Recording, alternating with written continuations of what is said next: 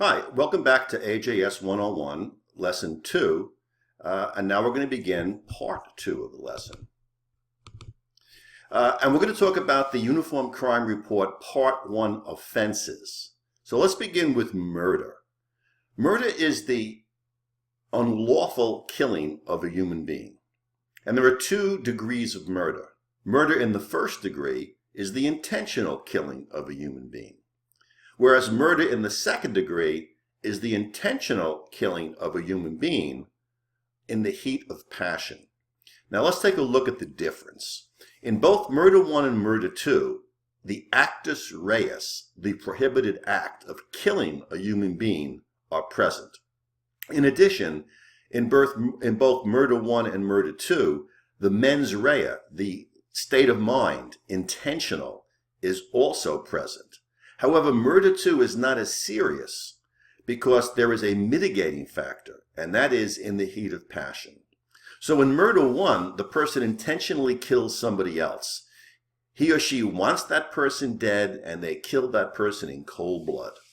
Whereas in Murder 2, there's the factor of the heat of passion.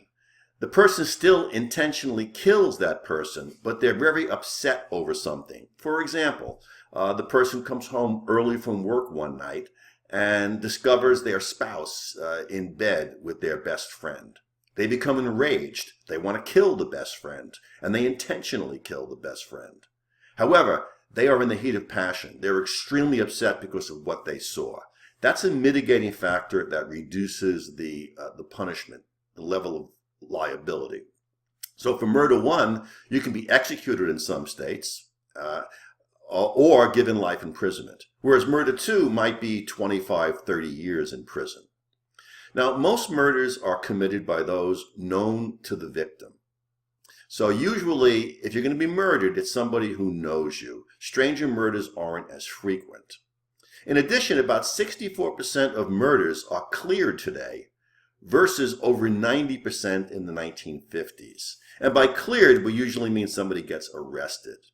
The reason for the difference is that there are more stranger murders today. There are more people murdered in drug deals. There are more people murdered in a street robbery, where unless there's a witness or some forensic evidence is left behind, there is no way to connect the murderer to the victim. Whereas in the old days, there were less of these crimes. So there was usually the two victim and perpetrator knew each other, so it was easier to link them. Now let's talk about two different types of murders. The first are serial murders. And serial murders are a series of murders committed over a period of time. Think of like Son of Sam. These are killers who murder people one at a time with time difference between the two. The time difference might be short, might be a day or two, it could be long, it could be a year. But somebody who kills multiple people but at different times is a serial murderer. On the other hand, we have mass murderers. And a mass murderer is somebody who kills a group of people, usually 4 or more, at the same time. So the person walks into a store or a nightclub and begins shooting up the place and killing people. That would be a mass murderer. Now let's also talk about the term homicide, because you'll hear this term mentioned, and some people think that it's the same as murder, and that's not exactly true. Homicide is a generic term for killing another person. It comes from two Latin words, hom, meaning human being, and the suffix side, meaning to kill, like an insecticide kills insects. Well, homicide is the killing of a human being. And it includes the specific crimes of murder, manslaughter, and criminally negligent homicide. I might also mention that homicide also includes the legal killing of people. A person who's executed by the state is legally being killed. A person who is killed by somebody else when they're justified, maybe self-defense, that is also a legal killing. But they're all homicides. So a homicide can be an illegal killing, like murder, manslaughter, or criminally negligent homicide, or it could be the legal taking of a life, like somebody doing it in self-defense. All right, let's talk about rape. Forcible rape is sexual intercourse with a female without her consent, when the lack of consent is due to the actual use or threatened use of force. So to have a forcible rape, you have to have first sexual intercourse, and this can be penetration, however slight. It also has to be without consent, and the lack of consent has to be based upon the threatened use or actual use of force. There can be other types of lack of consent where you would have rape. A person having sex with an unconscious person or a mentally disabled person. These would also be raped because those people aren't consenting, or an underage person. But it's forcible rape when the lack of consent is due to the use or threatened use of force. Now, forcible rape is the least reported of all crimes. And in fact, reasons why as few as 16% of all rapes are reported include fear and shame. Fear of retaliation from the rapist later on, or friends or family members of the rapist. And the shame is because rape involves sex, and there's always a certain amount of shame and evolving sex, even non-criminal sex. There's embarrassment and shame. So fear and shame are the main reasons. However, insensitive treatment by police officers is also a factor. When I was first a police officer, we received very little training on how to deal and help rape victims. And the treatment was often insensitive. They would be questioned in front of multiple officers. They would be sitting in an interview room and people would walk by and stare at them. Officers weren't trained in how to psychologically deal and talk to them. So that was always a problem. It's less now because there's more training, and there are also specially trained sex crimes investigators who will interview rape victims. Another reason why reporting is low is the invasive examination needed to retrieve the evidence. To have a successful prosecution, you usually have to prove sexual penetration, and that usually involves a medical exam to check for injuries and possibly semen, and it's a little bit intrusive, and that's kind of embarrassing too. Another thing that sometimes deters rape victims from reporting it or proceeding with prosecution is the possibility of having to reveal one's sexual history in court. Now, when I first became a police officer, it was a common tactic by defense attorneys to question the rape victim about all of her sexual histories, encounters, consensual and not. And this was extremely embarrassing, especially if family members were in the courtroom. Now, however, that's not allowed. In fact, about the only questioning of a victim's prior sexual history might be with the accused rapist, if the allegation is that it was consensual and a common practice. But these factors also contributed to the low reporting rate. Some think as low as 16%. Now, there are also many fallacies surrounding the crime of rape, and these are detailed in your textbook, and you should take a look at them. But these are, issues that seductive dress by the victim, she was asking for it, things like that, which really have been proven false. Now, sexual battery is another sex crime. It's also called sexual abuse. And sexual battery involves the sexual contact with intimate parts of the body without consent. So this is somebody basically, without the consent of the victim, feeling an intimate part, usually the breast or the buttocks or the sex organ area. Okay, and this sometimes happens in public, and it's usually a misdemeanor. Sometimes it's hard to prove. Sometimes people engage in this unlawful touching in crowded areas where they can claim it was an accident. It was very common in the New York City subway system, where in a crowded rush hour car where everybody's standing and the train is lurching about, somebody would pretend to fall and grab and touch a woman's breast or buttocks.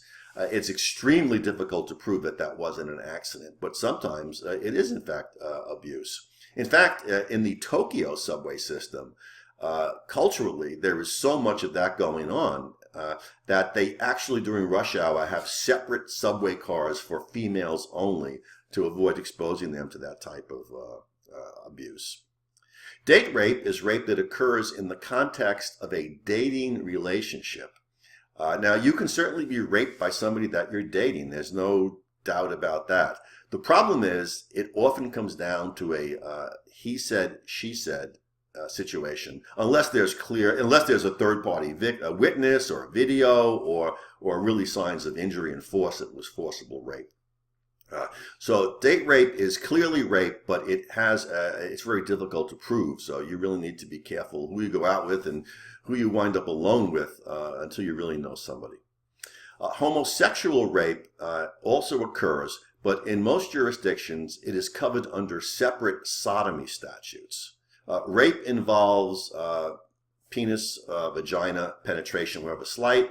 Sodomy, on the other hand, involves other parts of the body, which would be penis, anus, penis, mouth, mouth, vagina.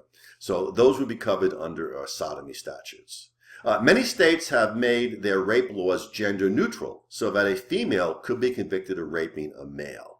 This is fairly rare, but in fact it does happen. And usually in the situation where a female charged with raping a male, the more common situation is when it's an adult female who has sex with an underage male. Okay, now let's move on to robbery. Robbery is forcible stealing, and stealing is the unlawful taking of property. So somebody commits robbery when they take somebody's property by the actual use of force or the threatened immediate use of force. Person chain snatchings are not robberies, but larcenies from the person. These person chain snatchings began to become prevalent in the 1980s. In fact, while I was a police officer, chain snatchings were epidemic in New York City, in Manhattan in particular, in the 1980s, where a person, usually a woman, would be walking down the street with a gold chain around her neck, and some guy would walk up, grab the chain, pull it from her neck, and run away. That is technically a larceny from the person. It's automatically a felony larceny because it's from the person, but there's no real force involved. Now, if it were a handbag and it was snatched and the victim didn't let go, and the perpetrator began pulling and dragging the victim from with the handbag holding on to, then you would have a robbery. But if the property is just snatched without any real resistance from the victim, it would be a larceny. Okay, so robbery can be armed or unarmed, and an unarmed robbery is called a strong arm robbery. Armed robbery, of course, is more serious because a weapon is involved, knife or a gun usually. It could be a stick or a club. Outdoor robberies are called highway robberies. In the old days, Robin Hood and merry old England. Today, though, we call outdoor robberies muggings.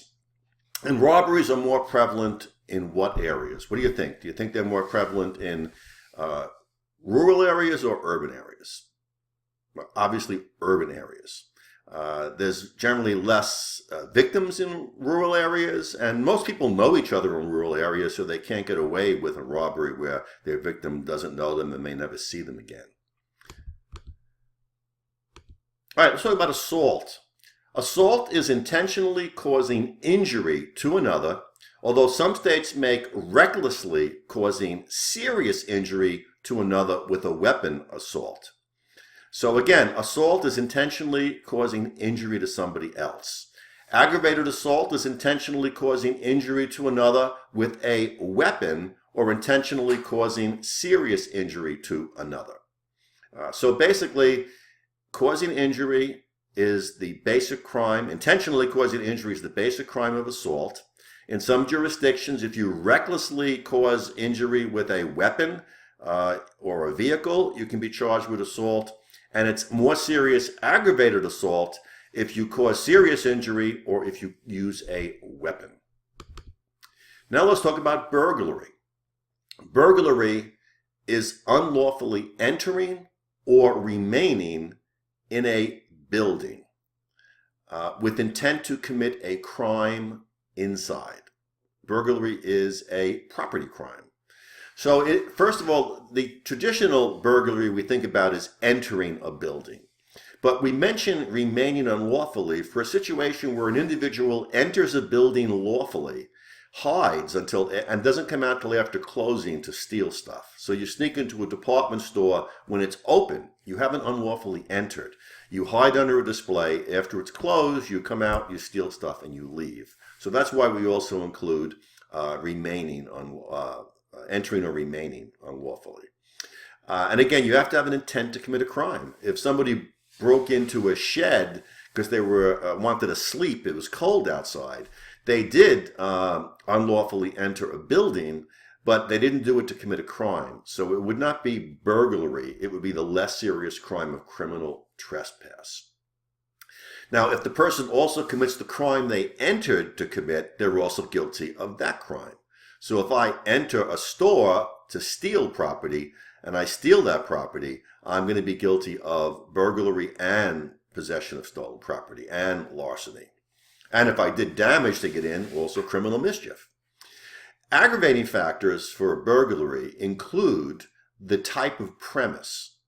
It is much more serious to burglarize a home, a domicile where people live, than it is a warehouse or a factory.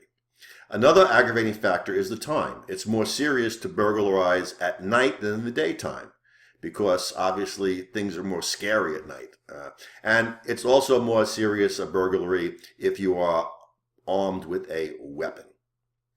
Now, most residential burglaries occur, when do you think? In the daytime or at night? Well, most residential home burglaries occur in the daytime. And that's kind of obvious because people aren't home, they're at work. So you want to burglarize when they aren't there. Because at night they would be there and they might wake up and shoot you.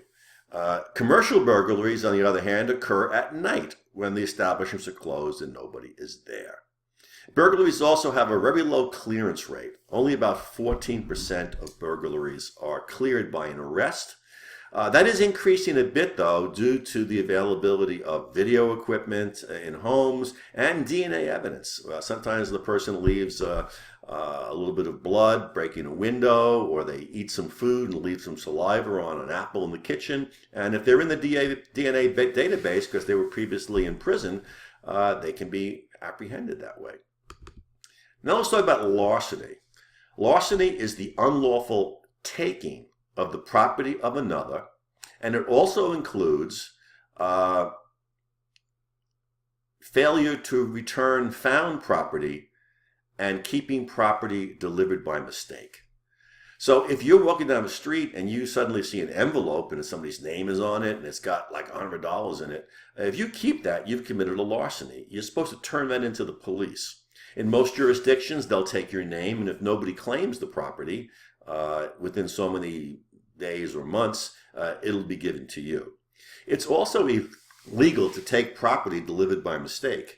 So if a TV set meant for your neighbors winds up at your doorstep, you can't keep it. If you order one radio and two show up, you can't keep both. Now, larcenies can be either petit or grand. Petit, minor, is usually a misdemeanor. Grand larcenies are usually felonies. Generally, stealing small amounts of money is petit larceny, or property valued within, say, less than $1,500 in most jurisdictions is petit larceny. $1,500 or more is usually grand larceny. But regardless of the value of the property, if you steal certain types of property, a credit card or a weapon or official government records, that's automatically a felony. The way you steal can also make it a felony grand larceny. If you steal property from the person of another, like picking a pocket, that's automatically grand larceny, even if you only pull out a 59-cent comb. Motor vehicle theft is a popular form of theft, with many vehicles being stolen for their parts. Most vehicles are worth more when they're chopped up and the parts are sold than when they're all together, as anybody who has had to have a part of their vehicle replaced and went to a dealership or repair shop finds out. Arson is the destruction of a building or a vehicle by fire or explosion. Now, there are many reasons why arson, a person might commit arson. Arson is often committed for profit. Sometimes restaurants that are failing, the owners, rather than go bankrupt, because it takes a lot of money to invest into a restaurant, rather than go bankrupt, they'll sneak in at night and they'll start a fire hoping to collect the insurance money. So committed for insurance money. Also, it can be committed for revenge. You might hate somebody. Sometimes these are hate crimes involving race, and you burn down their house or burn their car down. I mentioned insurance money already. Sometimes to destroy evidence. Sometimes somebody will commit a serious crime and burn the crime scene so that there'll be no fingerprints or other evidence, or for other illegal purposes.